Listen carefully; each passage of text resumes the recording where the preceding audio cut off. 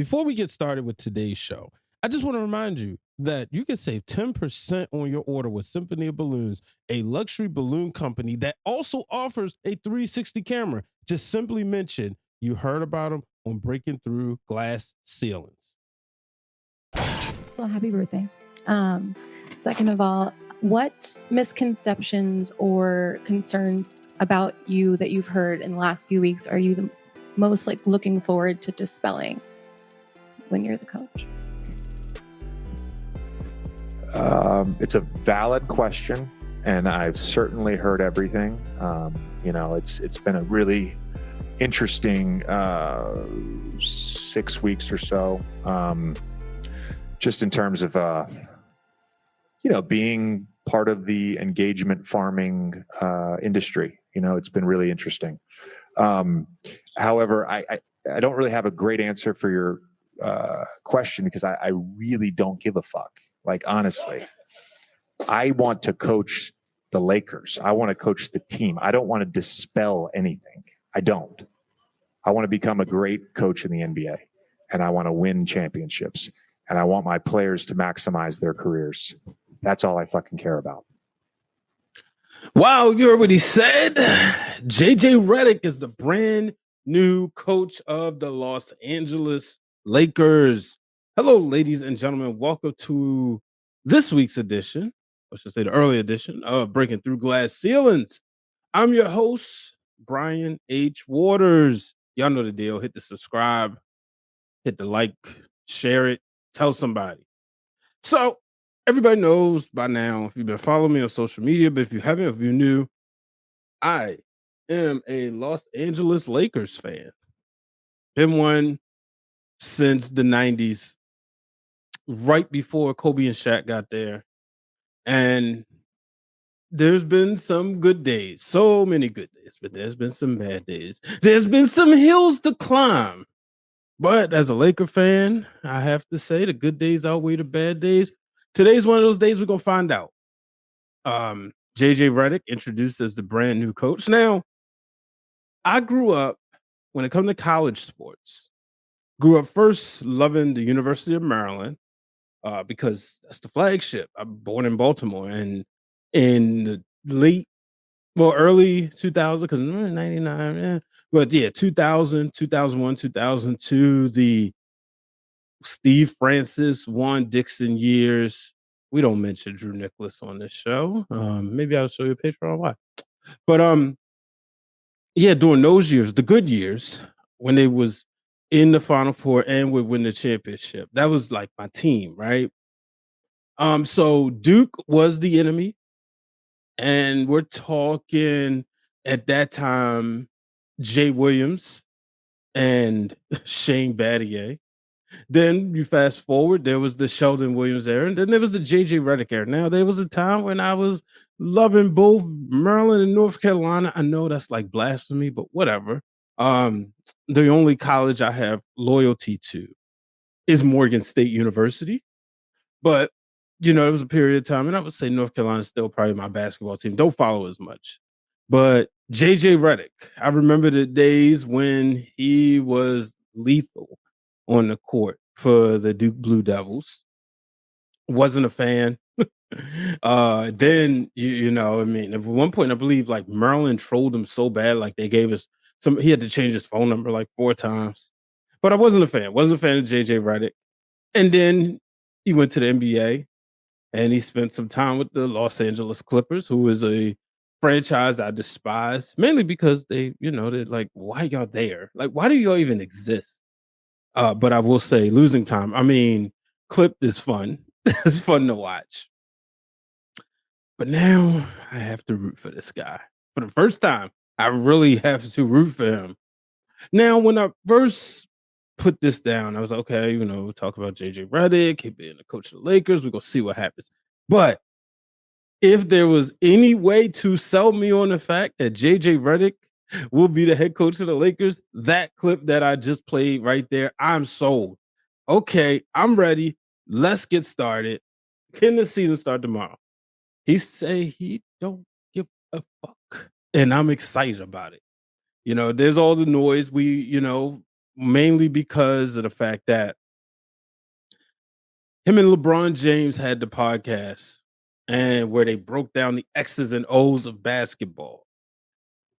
And this is at a time when Darvin Ham, former Lakers head coach, was being in question.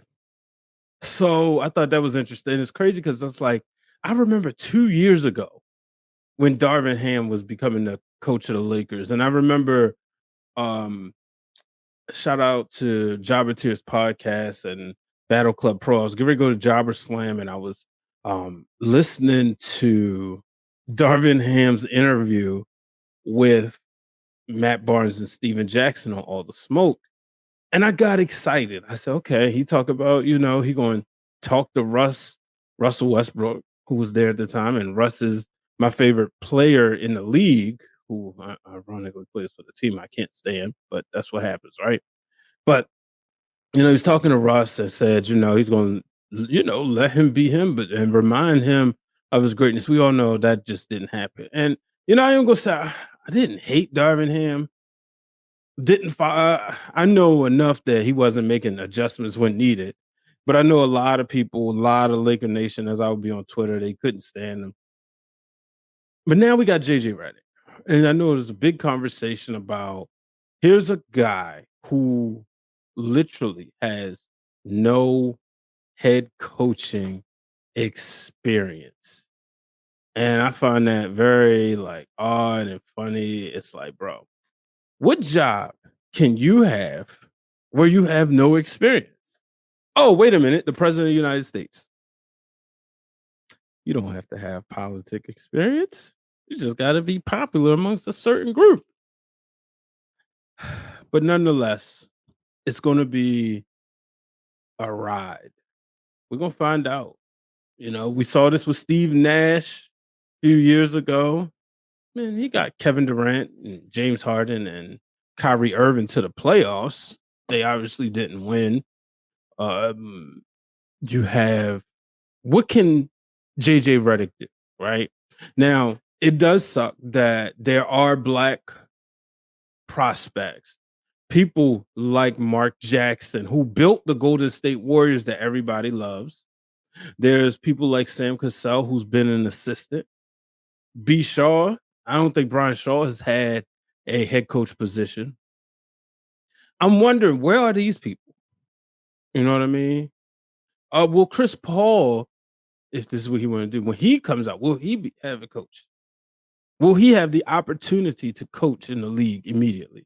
So that's what's unfortunate is a lot of times you do see the white privilege in these positions, in the higher positions. I remember that was the thing at that time when Steve Nash took that job. It's like, okay, he gets pretty much the sexy job. He has 3 future Hall of Famers on his team and he gets to coach them, while another black coach had to go take a job in Houston where James Harden had just left.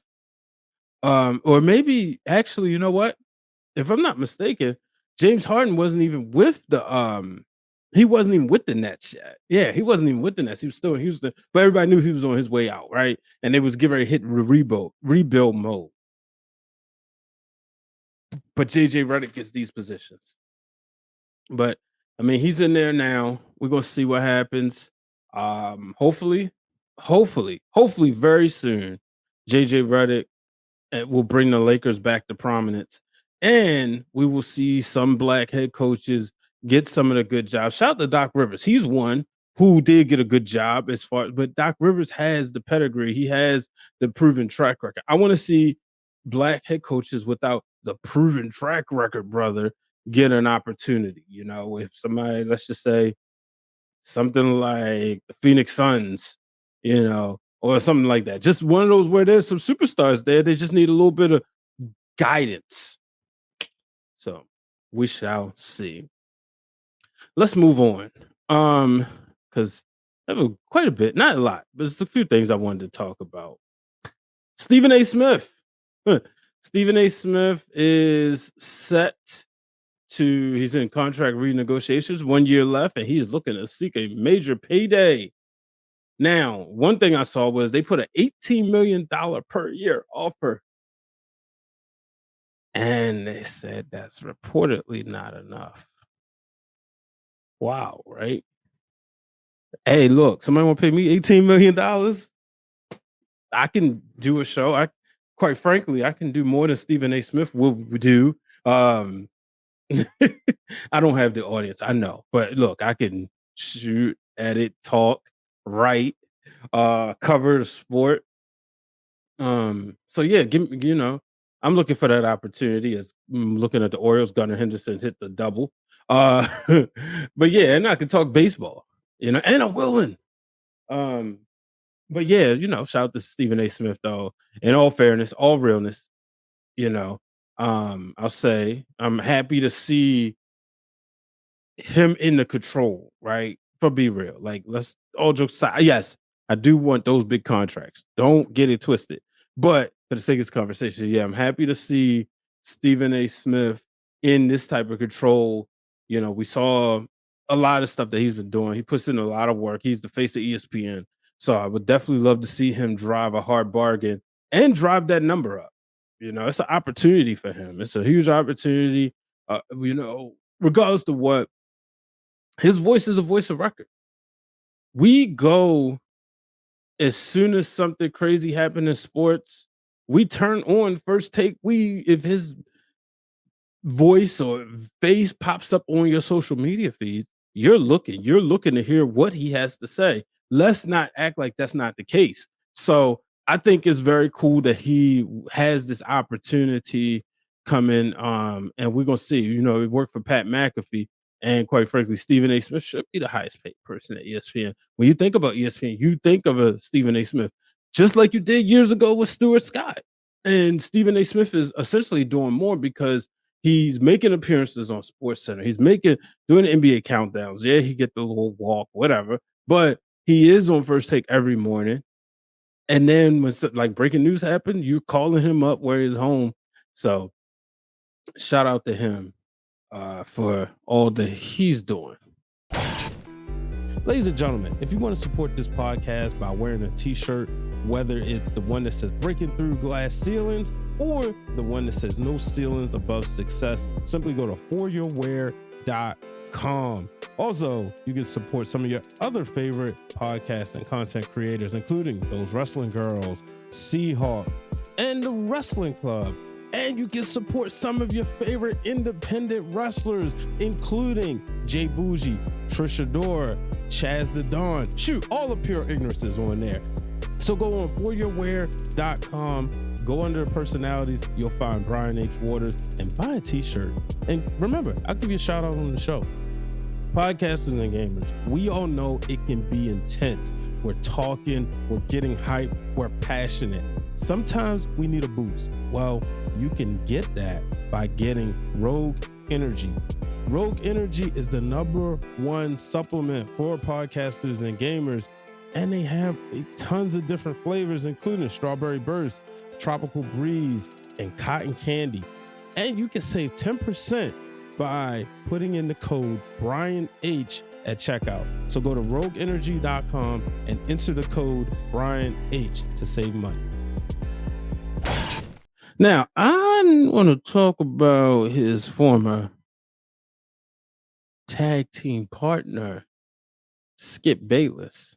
Now, you will probably find no other person, not too many people who's a fan of Skip Bayless as I am. Part of it, working there, I always had a great experience with Skip Bayless. He never came off as somebody who felt as if he was too good to talk to production assistants. But I do have an issue with something he did, and that's not the attention to detail. He kept calling Aliyah Boston Alyssa Boston. And I'm like, dude, okay, I get if he was in the, like, if he's talking back and forth, right? We having this conversation. All right. No, he was looking at a piece of paper. He was looking at a piece of paper, and I'm like, dude, no, come on, you got to get that right. And the producers, nobody's in his ear saying, and in all fairness, probably was, but nobody's saying Aliyah, And so I saw the clip, which matter of fact, I'm gonna show you right here. She took 11 shots. Her running mate at guard, Kelsey Mitchell, took 18, and Alyssa Boston took 14, and Alyssa Smith, who was getting into it all game long with Angel Reese, took 10 shots, and Caitlin took only 11. At the win. Yeah. Now, Alyssa Boston is 6 feet 5 inches tall. And remember, Camilla is 6'7". I think you're gigantic, and you're 6'7". So if Camilla walked in here right now, she'd just look you right in the eye. And right? It's not like you can jump over them. Like, that's tall. I know about it. Because you're tall at 6'4". Yeah, now that you put it that way, if she walked in and Paul was... I'll be looking her dead in the eye. Paul was the center and I was the forward like Angel Reese. It was two trees, man. Whew. Yeah, but Alyssa Boston is 6'5", the reigning rookie of the year. But it's 1-on-2. Yeah, 1-on-2. We Yeah. got one at 6'3" and some change, and another one at 6'7" and some change. And listen, Angel plays taller and bigger than 6'3" because she packed. So I saw the clip, and you know what I got from Keyshawn Johnson and Paul Pierce? What I saw was they making us talk about this. Social media is making us talk about this. When I look back I was watching the game. Shout out to my Chicago Sky. I do have a Chicago Sky shirt. Like, I became a fan when Candace Parker went there. So, but my WNBA, I love the league. I don't have a team I dislike, but I have teams I like, and so I'm very fickle. But anyway, that's a different story because I can like, I love basketball. I love WNBA basketball more than the NBA basketball as far as watching it. It's not just jacking up a bunch of threes. But I was watching this, and I'm watching the game, and it's intense. It's back and forth. I'm rooting for the Sky, and it's like Caitlin Clark, who's playing for the Fever. She's like, she's determined. She's trying to get the win, but Angel Reese would not be denied. And if she wasn't to be denied, I said, okay. And when I tell you it's intense, and I'm on Twitter, and the timeline is going crazy. The Sky won that game. Angel Reese had record rookie numbers. And then you know what? I saw a lot of people saying, this better lead every debate show. Everybody better be talking about this, the whole nine. Now, yesterday I woke up and I was, realized game 7 of the NHL, so Stanley Cup final was not on Sunday instead of Monday. I was like, that's a missed opportunity. Now I'm glad it wasn't. Especially because you have an opportunity for the Edmonton Oilers, who are down 0-3, to come back and win the series 4-3. But I saw this and I said, everybody they really, really want the people to talk about this. And so when I saw those guys talking about it, I said, okay, y'all just talking about this because you have to. It didn't feel genuine. It didn't feel like, okay, yeah, we're going to really talk about and put the effort in. Because one, you wouldn't have did something like get Aliyah Boston's name wrong. See, there I go, messing it up. But you wouldn't have got Miss Boston's name wrong.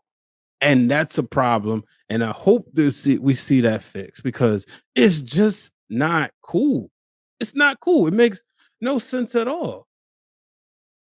So, yeah, man. Yeah, it's ridiculous. It's certainly ridiculous. And like I said, I hope they get it right. I really do, because these women deserve better. At the end of the day, they do. They deserve better. They should be getting all that they've earned. We need to be paying the same amount of attention. And like I said a few weeks ago, when it comes to women's sports, ESPN, and I saw this on I want to say it was like Dan Le Batard's show, somebody's show. They have the ability, especially Stephen A. Smith, as whom I mentioned earlier, they have the ability to make us care about something when they want to. And before I get out of here, I'm going to run a special clip from the last episode, a special crossover episode I had with my cousin Shane Wayne We talked about a lot of things, but I'm gonna just throw in a quick clip to that. Make sure you subscribe to Chain Wayne Blogs right here on YouTube. He actually got more subscribers than me, but took a 3-year break. We're gonna get that algorithm back up, and all y'all subscribers, come over here. Come holler at me, But make sure you check that out. Make sure you check out the links from sponsors of this show. Ladies and gentlemen, thank you for all of your support. And until the next time, remember, do not let anyone place a ceiling above your success. So long, everybody. Cat Williams is the GOAT. He said 2024 is the year of exposure. You got to tell him no. You got to tell Diddy no. Yo, he called it on that interview when he went viral. How many times you watched that interview? Bro, like a thousand times, bro. Are you a podcaster who is looking to share clips from your show in the simplest way possible? Well, I have the best solution, and that's Opus Clip. Opus Clip allows you to take the link to your show, upload it, and then they will clip off some of the best moments. And it allows you to edit it, change the captions, change the colors, and they also give you a viral score so you know which clip can potentially generate more buzz for your show. So if you're looking to do that, click the link in the bio, sign up for Opus Clip, and go viral with some of the best content from your show.